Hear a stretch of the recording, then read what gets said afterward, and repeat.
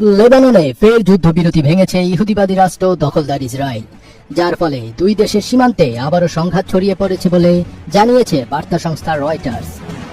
এমতাবস্থায় যুদ্ধবিরতি পুরোপুরি ভেঙে পড়তে পারে বলে ধারণা করছেন বিশ্লেষকরা।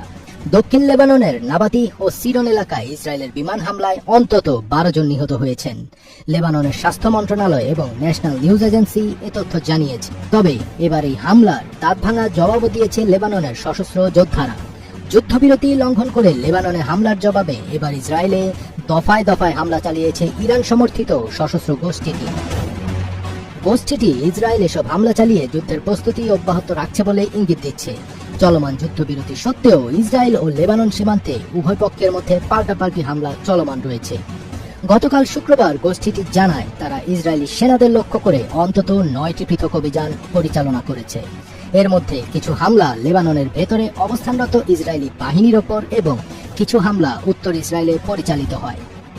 এদিকে সশস্ত্র গোষ্ঠীটির রাজনৈতিক মিত্র ও লেবাননের পার্লামেন্টের স্পিকার নাবিহ বেরি শুক্রবার বৈরুতে যুক্তরাষ্ট্র দূতাবাসের এক বিবৃতির প্রতিক্রিয়া জানিয়েছেন। ওই বিবৃতিতে লেবাননের প্রেসিডেন্ট, ইসরায়েলের প্রধানমন্ত্রী এবং মার্কিন প্রেসিডেন্ট ডোনাল্ড ট্রাম্পের মধ্যে ওয়াশিংটনে বৈঠকের প্রস্তাব দেওয়া হয়েছিল।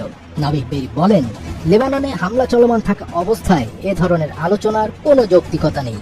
তিনি বর্তমান যুদ্ধবিরতিকেও অপ্রাসঙ্গিক বলে উল্লেখ করেন এবং দাবি করেন ইসরায়েল বরং লেবাননে হামলা বৃদ্ধি করেছে।